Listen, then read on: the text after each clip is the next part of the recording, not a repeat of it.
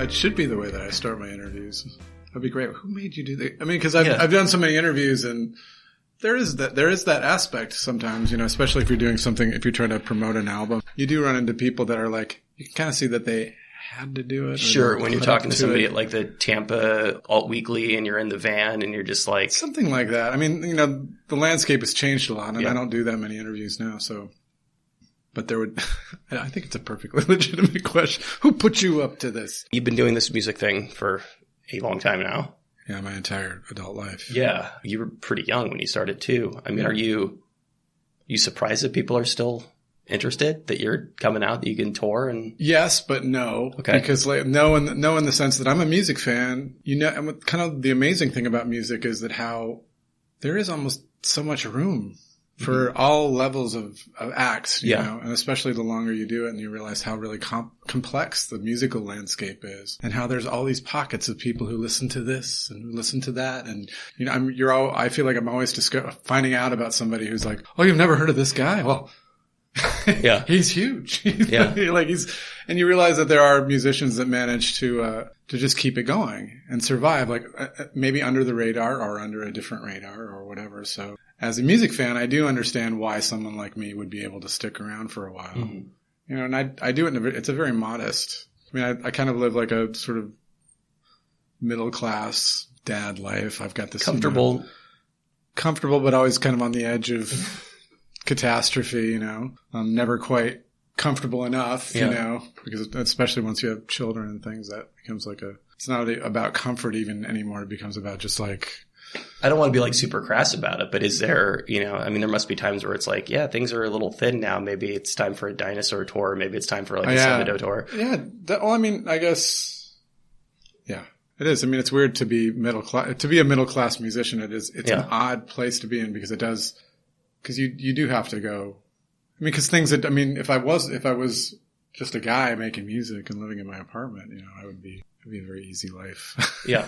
Yeah. It would be, I would be doing whatever I wanted to. It would be enjoyable, but there would definitely be that point where you're just like, hey, I'm, filling the age here. Do I need to keep doing this? Is it entertaining enough? And do you enjoy it enough that you feel that to some degree you would be doing it regardless of interest? It's amazing. It's an amazing thing to do. Yeah. You still enjoy it? Oh, totally, yeah. More than ever, really. The older I get, the more I enjoy it. Because I'm less nervous, I guess. I'm more centered, so... and like I said, like when I say, yes, I do believe that I could survive as a musician, it's kind of part of the same realization of just going like, I can do this. How did you work through that anxiety? I just plowed through it. Yeah. I don't know. You just kind of woke up one day and you were on the other side of it? Kinda. Yeah, kinda I did. I can't really put it one thing. It wasn't like the birth of my first child. It wasn't the birth. It's like there was nothing like that really. I think I don't know how. In hindsight, are you able to kind of pinpoint at least a time period of your life when music started actually, that became enjoyable again? Enjoyable again? Yeah. Well, it was never not enjoyable. Sure. Let me make it clear.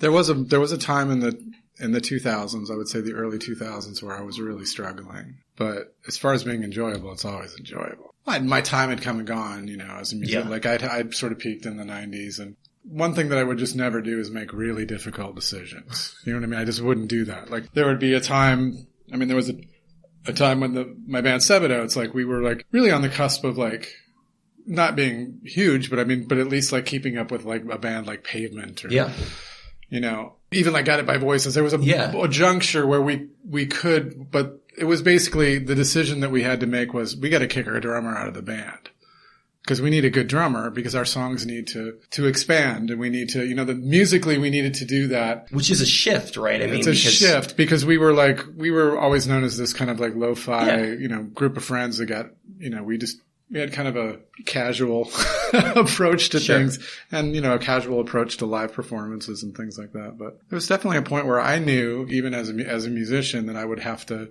make this hard decision or, kick this drummer out of the band. Or, it was suggested to me at some point in the 90s, like, you should really just go solo. You should really do that. you should do that now, but you should, instead of trying to always include everyone into everything you feel like do. in hindsight that you had this window and the opportunity was missed. Yeah, it was totally missed. I let it go. And so by the time the 2000s rolled around and all of these, and to my mind, the people that I had had this fierce loyalty to, and that I'm like, when I just sort of realized well, they didn't really have any particular loyalty to me. Why did I sacrifice so much in order to maintain this just trying to be a good guy, or trying to be just, so I did have a real crisis in the early 2000s, especially there was a big shift in the way that music was, indie music became something a little bit different. When we were in the 90s, it was just it's pretty casual. I mean, that's one way I would describe it, bands like Pavement and Sebadoh. And yeah. It was casual, but when the 2000s rolled around, the bands were serious, like the Strokes and Interpol and the Yeah Yeahs. I mean, these bands were serious. I mean, they were well, these guys are obviously practicing a lot and they had real visions, and it was a real return actually. And as a music listener, I really appreciated it because it was a return to really this rock, what I kind of consider really great rock and new wave music, which is this kind of singular visions and people really working together and practicing. There was an opportunity and people were pointing out to you to take it more seriously. And part of taking it more seriously would have been firing the drummer. Being a little more, just making more difficult, making more decisions, really hard, actually business decisions. I'm going to sign a publishing deal, or I'm going to, things that other people that I knew did long before I ever did. But by the time that I did it, it was too late.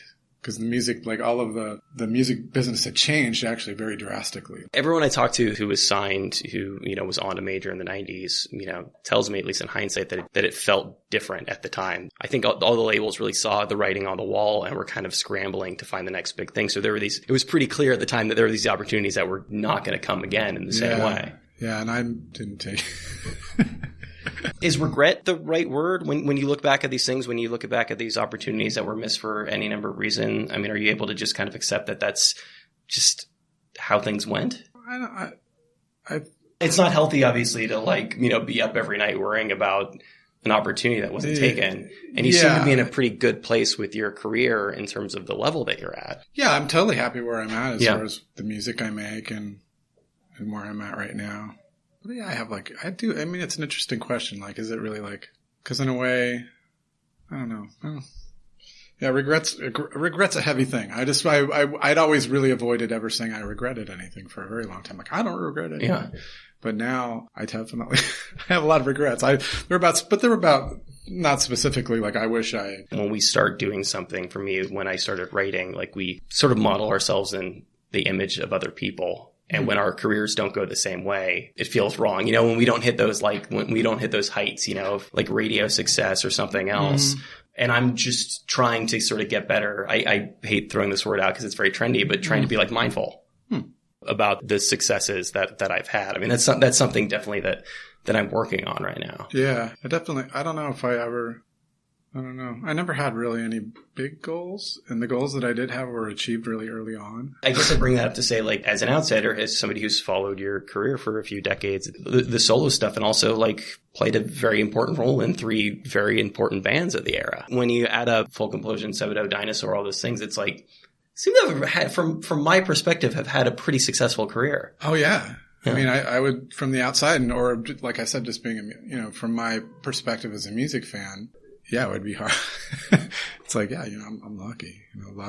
I was a part of a lot of really great stuff and influenced a lot of people, and I was influenced by a lot of people. And I like this. There's a sort of a metaphor that Mike Watt uses, of music being this stream of this river, this great river, It sounds like a thing Mike Watt would say. But it's sweet though, because it's kind of true. It's you just, and he describes just early on just wanting to be a part of that, that flow. And I feel that's really what I wanted to be. And that was my major thing, is to be part of the flow of music, of creativity and inspiration, for people to be inspired and to inspire people. And because music is just I think it's just such a magical, I don't know. I mean, I love music. It still feels that way to you. Oh, yeah. You seem like you've seen the worst side of it. Yeah. I mean, music is incredible. I mean, I guess to me, I mean, I've struggled a lot in my life with just how implausible it seems to me that I would actually make a living playing music, or I'm 52 years old and I got here, everything I have is because of music. You know, I didn't go to school, you know, I don't come from a wealthy family. Not that that matters. I mean, I don't judge people or anything according to that. But you didn't have a leg up. I didn't have a leg up. Yeah. Not that that's a chip on my shoulder. It's not, because I don't think that really matters, you know. But, you know, I mean, but if I do honestly look at what I've done, I'm like, well, everything I have is because I just played music. And even though I made a lot of really terrible decisions and I made a lot of bad music and I shot myself in the foot repeatedly over and over again. And at the same time, I'm trying to be like a straight up middle class dad, you know? So the fact that I have more or less done that is, you know, it seems pretty miraculous to me. And I do try to be mindful. Another thing that I've been trying to get better at is when people compliment a thing of mine that I don't like. Yeah. That's been a tough one for me, right? Me too. Because probably every single thing over the course of your career has been somebody's favorite thing of yours. Yeah. When you see somebody at a show and they compliment what you think is your worst record, you got to just say thank you. Yeah. And shut your mouth. Yeah. I don't know if you want to name specifics, but at what point does your relationship with that music change to such a point where you're just like, wow, that was a stinker? Well, I guess I felt it really keenly recently because we had finished this new Sebadoh record, which I'm quite proud of. I mean, I just really thought it came together really well. I really liked the energy behind it. And it was it was just a really good moment for us as a band and as, you know, friends and who've been working on it. We really came together in a really nice way. And the music, I think, feels very vital to me and I really like it. But a lot of times when I'm working on new things or I finished something new, I like to go back and just do a little navel gazing for a while and go back and look at what else I've done and compare things. You know, just ponder, because in a way, like one of the things I find the most enjoyable about music is it is ultimately totally for me. Yeah. I'm my biggest fan. Yeah. I listen to my music far more than anybody ever will. My moments of when I feel like when I've finished a song, like I've mixed it and I sit and I listen to it, those moments are euphoric for me. Like I really, really enjoy it. And I always have. And even when I was a kid making my first cassette tapes and then playing them back. I remember I don't remember the first time, but when I got involved in just really listening to my own voice and then trying to improve, you know, and getting involved in that process of like, and this was just the scratchiest, crappiest thing that I could be doing, but just realizing that this was something that I could continue to entertain myself with was like just remarkable, you know, and I still feel that way. You know, it takes a little more to get me to those points where I'm really liking something, which is great because it's a challenge. The vast majority of people I talk to, they're like, of course I don't listen to my own music. Well, I know what my point is that I went back and listened to the last Sebadoh record, Defend Yourself, and it made me physically sick. And I was like,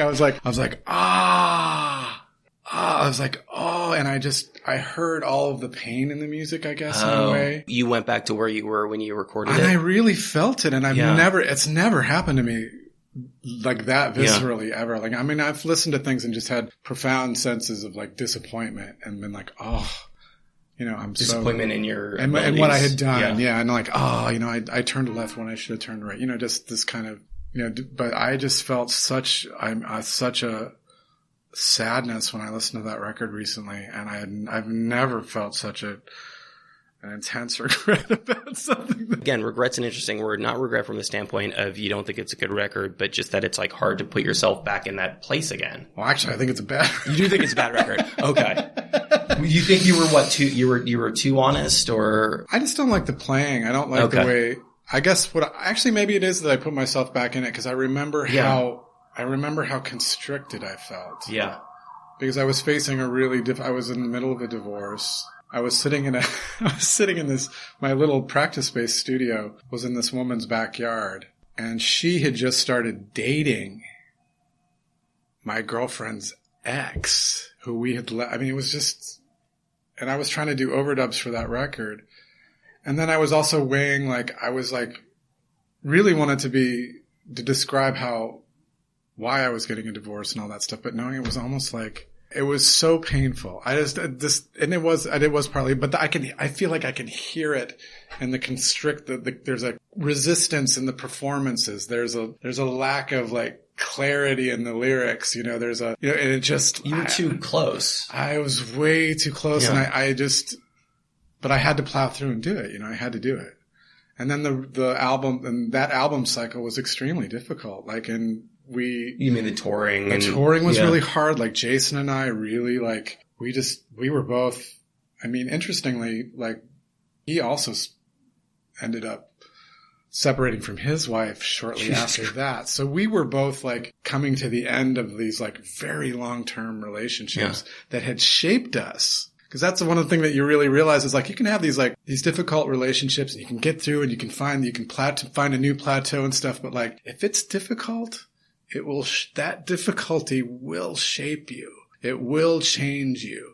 And so coming out of that it's not like, oh, I mean, like, he and I both, I mean, we've moved on and we're both married again. But just like finding somebody else and getting married is like,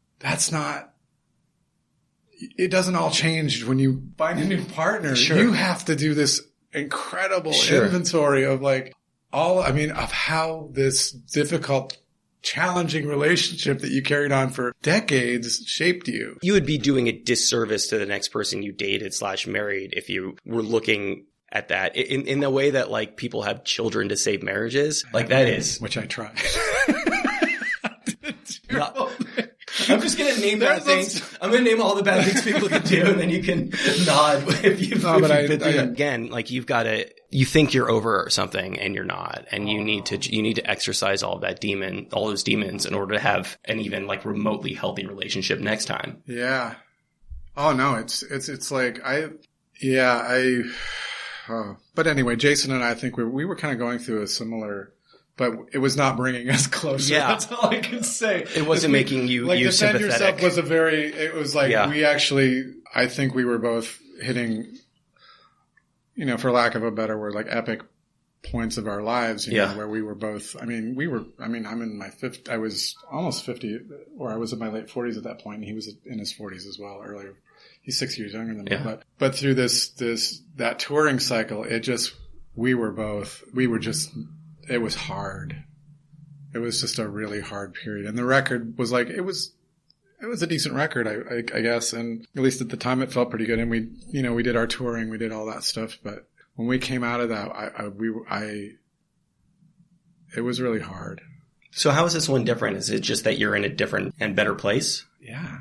It's almost that simple. I mean, and we waited a while too. So it's, it took the right. I mean, to be fair, you waited a long time before the last one. Yeah, exactly. No, we totally did. But it didn't seem to help. The timing was just bad. Yeah, I think the last, Defend Your Stuff was still dealing like lyrically, like we were still in the midst of these long-term relationships. And I do really believe that shaped the way that we wrote our songs. And because with Sebadoh, it's like Jason and I, we just both seem to bring our real heavy, like, we bring our little gnarl. The songs are these gnarls of these conflicted feelings, that we bring.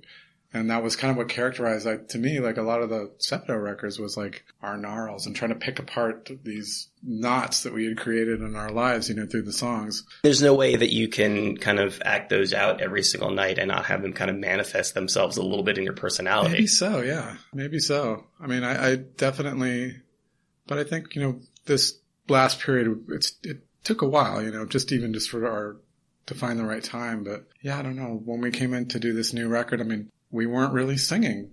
The songs weren't so much about, they're not so much about relationship stuff. Yeah. It's like we're kind of looking out more. Like he and I both, like I kind of feel the record has, I wish there was a better word for it, like, to say political, but also, but it's both of us. I sort of feel like just trying to, like sociologically, just look at stuff like what the changes that are happening, the way that people process information, the way that like, and kind of like we're looking at, but whatever it is, whatever kind of pretentious thing I can try to put on it.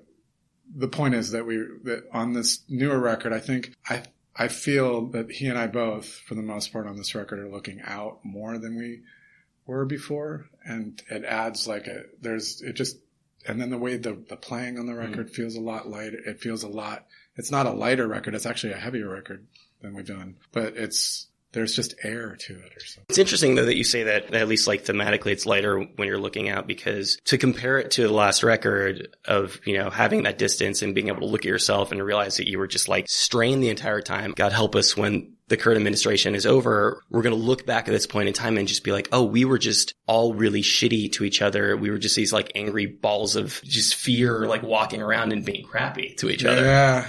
Well, it's funny because I don't feel that way. Really?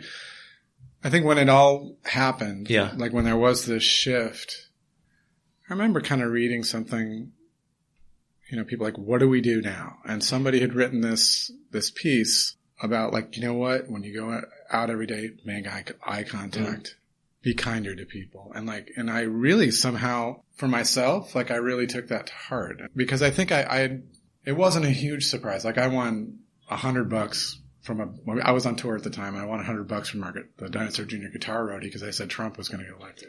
And they were giving me so much shit. That night before, they're like, it's not going to happen. I'm like, it's going to happen. I was like, I had kind of been through this. I had been through it. I'd been through this realization about it. Does that make you prescient or does that just make you a cynic? I don't think it makes me either. It's just the way. I mean, it wasn't a guess. You saw it coming. Yeah, for sure. I mean, it's been coming for decades. Yeah. This is a long, especially, I think I thought of it a lot just because I travel a lot, you know, and, you just see it. I don't know. You see it. People think it's an anomaly, but it's not. No, it's almost, and then also, it's everything. And I think of myself, I'm 52 years old. I've lived in a period, 1966 till now, and probably an unusually stable time. And it's unusual for, I would imagine, almost any country to have like 52 relatively stable years. When I was very young and, in the late 60s, there were riots and there was a lot of, but other than that, that's why, 9/11 was such a huge deal because it was like, what the? But in my mind, I'm thinking like, well, this is almost a normal occurrence almost everywhere else in the world, not to say that to in any way diminish what we felt when that occurred, but it did really to me underline, and then the reaction to 9/11 to me like set all of this stuff up. I was like, right off the bat, I was like, the kind of just like the reactionary stuff that happened right after that. I was like, this isn't good. This is an era of fear that starts now. And we don't even know. I think what we're experiencing now is just the sort of, I really do kind of think it started on 9/11. You think this is the tip of the spear? Although there's plenty of that before. There's just historically in America, there's plenty of like reasons to believe that this was going to happen before 9/11. I just think 9/11 really brought this level of fear. I had a similar reaction. I was surprised it hadn't happened sooner. Just given like the way we've acted in the world. Oh God. I know. And when once you even, not ashamed to say, but basically since I didn't really go to school and I didn't really, a lot of my beliefs and things are all almost like music based, like political bands that I grew up with and things like that. So, like what again? Like what? Jello Biafra. The Dead Kennedys. I was, you're introduced at an early age with this alternate idea of the United States. You're like, oh, it's not, if you look beyond. It's the Howard Zinn thing. Yeah. People's history, the side that doesn't make it through the mainstream media. Right. And I found, all that stuff I was shaped by music and bands that way, but. You guys are also just in a better place with regards to your relationships with each other versus the last time around. I think maybe to draw this, like to bring it into what we were just talking about, I think the way that we reacted to everything that's going, it almost like made us more, it almost brought us together, as a band and opened us up more and made us more focused. And in a way, I've had a lot of, and Jason and I both, like I said, we've gone through some changes in our life that I think have brought us, clarity. To me, this level of kind of anxiety that's in the world right now is also like, it's brought me another step of clarity just to overcome the fear, because fear is almost totally useless. Yeah. Especially raising children and stuff. It's like, I have to really just to be. Do you realize how trivial the things that you've been afraid of in your own life ultimately are? I mean, and also to realize like what I have been through and how somehow life, it's kind of miraculous how we do move through this very chaotic environments that we live in, some more chaotic than others, but like we go through this incredible chaos and somehow we come through the other side. And of course you come to the other side to continue to go. Sure. And I think also too, that was part of the record too. And part of some of my lyrical part of this new record is just like, look, this is just the state of, this is life, It's not really an anomaly. It's not an anomaly, yeah. And through this chaos, like and it's just one of those things too, like where when I'm in a trying period or I'm in a difficult period, and when I do focus on music, and it's just like, oh God, it gives me such like a peace of mind and clarity, Does it feel clarity, like you're? I fucking said clarity like 10 times. But does it feel like you're channeling things directly? I mean, it feels closer. It feels like therapy or catharsis, and like you're working through it. Closer. Yeah. It definitely feels closer. I feel like I'm closer to it. And then it was interesting because I was asked to do a project for Joyful Noise Records where I kind of just like do these installments. Like people at some point will ask people to subscribe to this series of stuff that sounds perfect for you, actually. Yeah. And a very good friend of mine is sort of, I'm going to be working with him as the label liaison. But my friend Adam Harding is working for Carl now. And so he asked me, like, you can do stuff. And it kind of coincided with me pulling out all of these old cassettes because I was cleaning my house, because that was another thing I'm doing a lot more is like cleaning, organizing, trying to, a lot of people are doing that now. It's kind of trendy, but. It's the Marie Kondo. Yeah, exactly.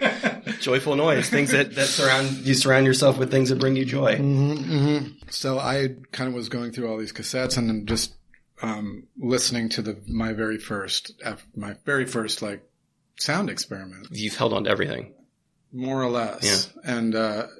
And I was just like listening to that stuff and just realizing like, okay, this is before drugs, because I managed to say I was a straight edge teen, and I made it into almost to my 20s, like straight. Yeah. And of course that changed drastically once it did, but I did have that level, so, and it was kind of cool because it was just reminding me of what role music has played in my life and how important it is. And then you were able to be back there. Yeah. You knew exactly where you were when you. Yeah, it was really interesting. Like, and I remembered I was playing this stuff back, and then I remembered like there was like a series of these songs that was about seeing a girl in the hallway at school and stuff, and I was like, oh my God, like I remembered this crush that I had totally forgotten. It's crazy, right? It was like brought right back to me. I was like, oh, that's right. She had blonde curly hair, and I never made any contact with her. She was just this sort of like specter, this beautiful thing that and whenever I would see her, I literally felt incapacitated. This is the most wholesome shit I've ever heard, Lou. But I found these and I was just, that was nice. Our relationships change with other people as we get older and we get more mature. You've been through a bunch of bands.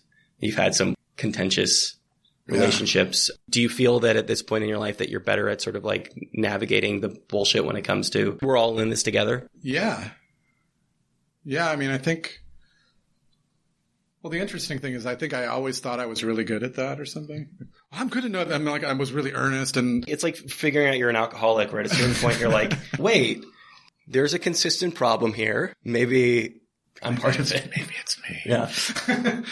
But I mean, I've definitely always really wanted to. I'm very into sticking with people and sticking with situations, and no matter how impossible they are, like I'm really into that, and I don't know why.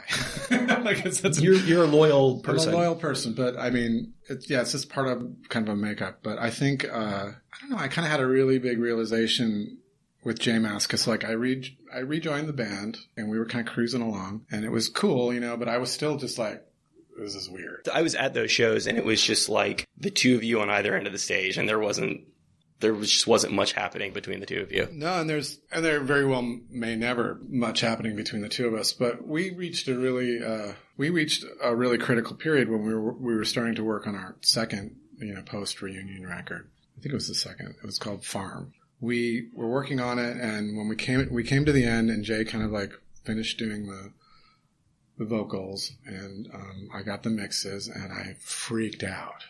I was like, "You didn't work on these at all." I'm like, "Wait a minute!" And then I'm calling our engineer, like, "How long did he?" Because we had been crafting the music for like over a month, 2 months. I mean, I was really like very encouraged by what we had done. I was like, "Wow, this is a really cool textural thing that we were doing." Texturally, I thought we were really onto something, and I'm a real lyric guy. Like, lyrics are very important to me. I don't think I'm a great lyricist or anything like that, but words are important. I have to write lyrics that mean something to me in order to remember them. And Jay lyrically, when the band first got together, I just thought he was brilliant, and I still do. When I listen to those initial Dinosaur Jr. records that I was a part of, like, I just think lyrically, I think they're amazing. But at some point, lyrics just didn't mean as much to him. And I guess I always had like a kind of a bone of contention about that. I was always like, why? You were so, and when I rejoined the band, of course I would never, but I found myself after listening to what he had done on this record, and I was like, I just, all of a sudden it welled up in me, like, I have to confront him. I have to tell him that he needs to work harder on the lyrics. I'm like, oh no, I can't. And I'm like, no, I have to. You have to. You're generally somebody who's not good with confrontation? No, I'm pretty good with it. Okay. I'm much better than most of I'm like kind of everyone that I've worked with a band with, they're like East Coast reserved. I grew up in the Midwest until I was 12 around a lot of loud people. But you knew your relationship with Jay. You knew what it was. You knew the nature of it, and you knew like lines that you can and can't cross. Yeah. And I was also kind of scared of him, He's a big guy. He's imposing. He's just mentally, he's very, very intelligent. Yeah. So but he's imposing. It's imposing. I mean, I found him, he's a huge specter in my life. He's very incredibly talented. Pretty fiercely intelligent. He set things in motion for you. He absolutely set things in motion. I am totally, in so many ways, in his wake and on his coattails and in his wake. But I had to confront him about this thing, and I did. And it was like, not good. And it was like... It went exactly how you thought it would in your mind. Like, well, I think at some point I threw that out the window. I was like, I got to do this. I don't know where it's going to end up. I don't know what I just threw myself into this confrontation, and it went really poorly, but it didn't break us up. You know what I mean? And the record came out, and we went and we toured it. And then what it did do was it made me really think about him more, or why he wouldn't be able to react well to my, because in my mind, I'm thinking I could take it. If someone told me that, it would be hard to take, but I love, I'm thinking, I love discussion and stuff. I think it's true. I think we sort of go through our lives and we don't do a very good job of trying to figure out the shitty day the other person's have or everything else they're dealing with. You're worried. I really had to really think. And the lesson I kind of learned then, I don't know. I just people, everybody's got their reason for being the way they are. We can sit all day long and, with someone who of a like mind or someone who listens to you complain about these things and go like, whoa, but in the end, it's like, if you don't make the effort to understand this person or understand why, hey, maybe my approach wasn't good. Is there just a sort of a tacit understanding between the three of you in Dinosaur that the product is so good that it's not worth dealing with the bullshit? Yeah, it is. That's one thing Jay and I have in common that really works. And I found... You think there's mutual respect even if, there's not friendship? I actually do think that. And it took a while to really... it actually took a few years even into the reunion to start to even feel secure about it. In some ways, I still don't feel secure about it, but Jay is one of the only people that I know where music is the most important thing. It must feel different with a Sebadoh or Folk Implosion, certainly with your own stuff, where it's very much your project. You were in Dinosaur for the most important years, but then he kept being Dinosaur for a while, and it became the Jay Mascis show. It must feel realer, and you must feel at least a little bit less of that kind of imposter syndrome when it's your own project, right? When people are coming out for the product that you're creating. Yeah. I mean, especially if I play, what I really love doing is like playing. Last year I just did these solo shows where I would just go and sit in people's living rooms or whatever, coffee shops, barber shops, and just sit and play for 2.5 hours and talk. And that was amazing. Sebadoh, everybody likes each other for the most part. You guys get along. You're enjoying it. We do function really well together. We're actually a really good unit. It's probably good for your own mental health that you have these projects that you can kind of walk away from for a little bit and then go back to. It's pretty awesome. I mean, I think one of the reasons that my first marriage lasted so long was that I was touring for so many. I spent so much time away. When I had reached periods where I was like of depression or whatever, I would be able to just not be there for months.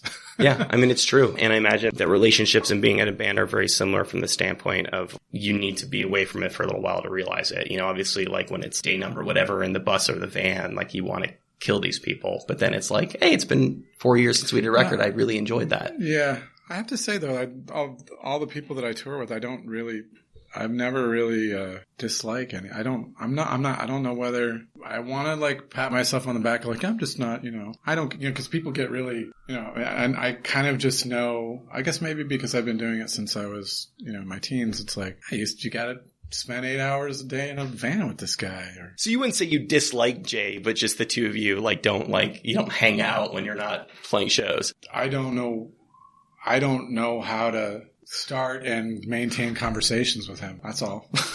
It's like, it's just, that's what it's, I mean, again, at a certain point, you get to a certain point in your life and you're like, this is how it's going to be. I've known this guy for 30, 40 years. Yeah. Probably we're the people who are going to be for the rest of our lives.